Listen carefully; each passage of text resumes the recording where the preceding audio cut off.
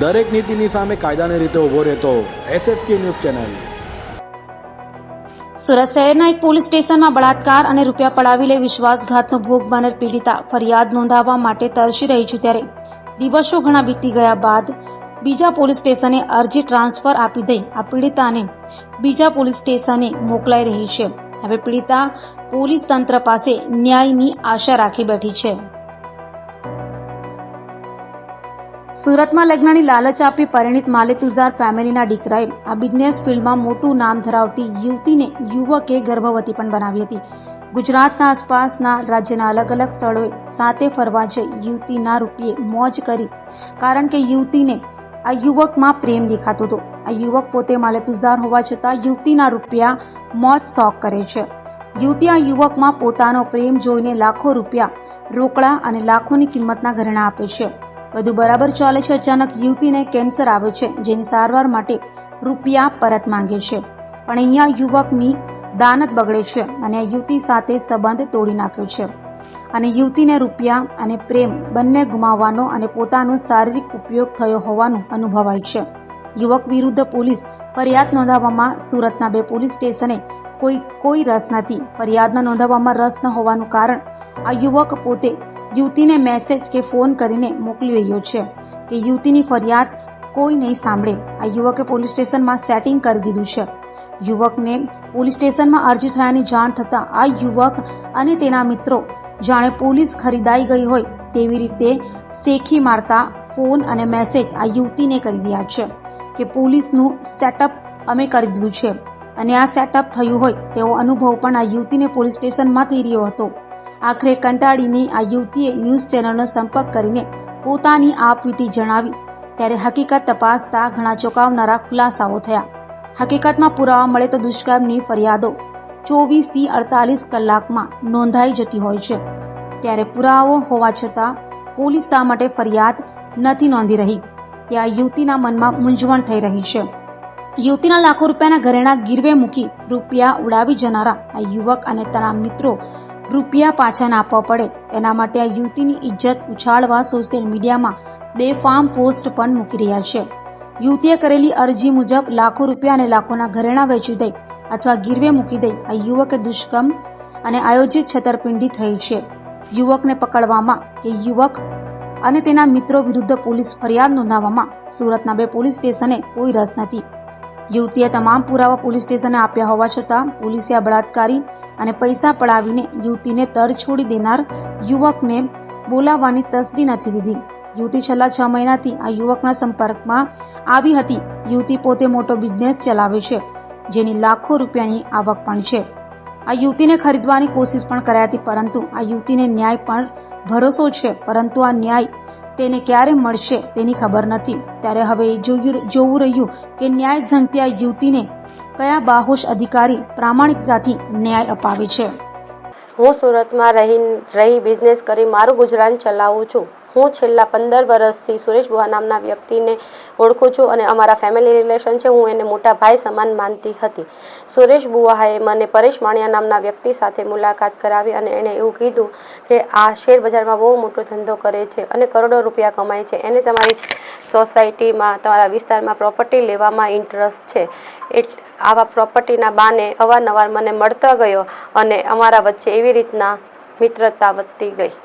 આવી રીતના અમે લોકો આવતા જતા રહ્યા। પછી એક દિવસ સુરેશ બુહા અને પરેશ માણિયા મારા ઘરે આવ્યા અને એણે મને એવું કીધું કે હમણાં પરેશને બહુ મોટી લોસ થઈ છે અને એને પૈસાની જરૂર છે, એને સુસાઇડ કરવું પડશે। આવી બધી વાતો કરી, મને ઇમોશનલ કરી। પછી મારી પાસેથી મારા ઘરેણાં લઈ ગયા સુરેશ અને પરેશ, અને ઘરેણાં ગીરવે મૂકીને ત્યાંથી પૈસા લઈ આવ્યા।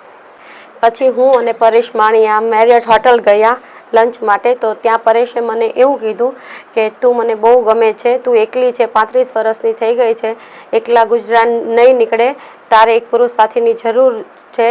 આખી જિંદગી તો આવી રીતના એકલા ક્યાં સુધી રહીશ, કેટલું કરીશ, હું તારી બધી જરૂરિયાતો પૂરી કરીશ। કીધું કે તો તું પરણી જ છો, એટલે આ બધી વસ્તુ પોસિબલ નથી। તો એણે મને એવું કીધું કે મને મારી વાઈફ ગમતી નથી, હું એને છોડી દેવાનો છું અને હું તારી સાથે જ રહીશ અને તું મારા પર ભરોસો કર, હું તને લાઈફમાં ક્યારેય દુઃખી નહીં થવા દઉં અને હું તને મારી વાઈફની જેમ જ તારી સાથે રહીશ અને હું તને બધો જ હક આપીશ। પછી એક દિવસ સુરેશ પરેશ અને હું અમે લોકો હોટલ અમોરમાં ડિનર ઉપર ગયા અને અમે ડિનર કર્યા પછી સુરેશ બુહાની સામે પરેશે મારી માંગમાં સિંદૂર ભર્યું અને એણે એવું કીધું આજથી તું મારી વાઈફ છે. પછી ત્યાંથી સુરેશભાઈ ચાલ્યા ગયા અને પરેશે મને એવું કીધું કે આપણે ઉજ્જૈન જઈને મહાદેવની સામે બી હું તારી સાથે મેરેજ કરીશ. પછી અમે લોકો હું સુરેશ અને પરેશ અમે લોકો ઉજ્જૈન ગયા. ઉજ્જૈન ત્યાં મહાદેવની સામે એણે મારા માંગમાં સિંદૂર ભરીને કીધું કે આજથી તું મારી વાઈફ છે, હું તારી હરેક મુસીબતોમાં ઊભો રહીશ. પછી અમે લોકો ત્યાં રહ્યા અને ત્યાંથી આવ્યા એટલે એણે મારી પાસેથી એવું કીધું કે તારી પાસે જે બી પૈસા છે, જે બી કંઈ ઘરેણા હોય એ તું મને આપી દે. હવે હું તારો પતિ છું એટલે હું તારી હારે જીવનમાં ક્યારેય ખોટું નહીં કરીશ અને જે બી પૈસા છે તારી પાસે જિંદગીભર ખૂટે નહીં એવું બધું હું શેર બજારમાં લગાવી દઉં એટલે તારી પાસે આ બધા પૈસા ડબલ થઈ જશે. એમ કરીને મારી પાસે જે બી પૈસા ઘરેણા થાય એમ બધું ટોટલી કરીને બધું મારી પાસેથી લઈ ગયા. અમે લોકો બોમ્બે, ગોવા અને બધે અવારનવાર બધે જગ્યાએ ફરતા હતા. અમે બંને હસબન્ડ વાઈફની જેમ રહેતા હતા. એવામાં એક દિવસ મને પ્રેગ્નન્સી રહી ગઈ તો મેં પરેશને કીધું કે મને પ્રેગ્નન્સી છે. તો પરેશે મને એવું કીધું કે મને બેબી જોઈએ છે. એટલે મેં એવું કીધું તો તું મારી સાથે મેરેજ કરી લે. તો એણે મને એવું કીધું કે હમણાં મેરેજ પોસિબલ નથી તો તું દવા લઈ લે. એટલે એણે મને દવા લાવીને આપી અને એણે એવું કીધું કે અત્યારે તું આ દવા પી લે, પછી આપણે મેરેજનું પ્લાનિંગ કરશું, એના પછી આપણે બેબી પ્લાનિંગ કરશું. એટલે એણે જે દવા આપી એ દવા મેં પીધી. દવા પીવાથી થોડા દિવસ પછી મારી તબિયત ખરાબ થઈ ગઈ તો હું ડૉક્ટર પાસે ગઈ. તો ડૉક્ટરે એવું કીધું મને કે તમારી તબિયત ખરાબ છે, તમારે આખું બોડી ચેકઅપ કરાવવું પડશે. તો એમાં મને કેન્સર ડિટેક્ટ થયું એટલે મને સર્જરી કરાવવી પડશે એવું ડૉક્ટરે મને કીધું. તો આ વાત મેં પરેશ અને સુરેશને બેવને સુરેશભાઈને બંનેને કરી. તો મને એણે અને મેં કીધું કે મને હવે પૈસાની જરૂર છે તો તું મારા પૈસા અને ઘરેણાં મને રિટર્ન આપ. તો એણે મને અવારનવાર વાયદાઓ આપ્યા કે હા હું કરાવી આપીશ, મારા પૈસા આવવાના છે, આમ ને તેમને એવું બધું મને કીધું એણે. પછી મને કેન્સર ડિટેક્ટ થયું એટલે હું શારીરિક, માનસિક ને આર્થિક બધી જ રીતે ભાંગી ચૂકી હતી. મને પૈસાની જરૂર હતી, મારી પાસે પૈસા બી નહીં હતા. એટલે મેં એને ફોન કર્યો એટલે એ મારી પાસે આવ્યો અને ત્યારે બી મારી સર્જરીને 4 દિવસ થયા હતા તો બી જબરજસ્તીથી મારી હાથે શારીરિક સંબંધ બનાવ્યા. અને પછી એણે મને એવું કીધું કે તું ટેન્શન નહીં લે, હું તને 2-5 દિવસમાં બધું પૈસા અને જ્વેલરીની મારાથી જેટલું થશે એમ કરીને હું તને છોડાવી દઈશ. અને એવું કહીને મારા ઘરેથી ગયો.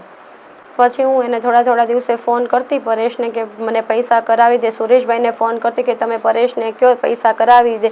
તો એક દિવસ મને પરેશે ફોન કરીને એવું કીધું કે હવે તું મારી પાસે પૈસા માંગીશ અને મને બહુ ફોન કરીશ તો હું તારા આપણા બેવના જે ન્યૂડ ફોટા છે એ હું બધે વાયરલ કરી દઈશ અને તને કશે જીવવા જેવી નહીં રહેવા દઉં.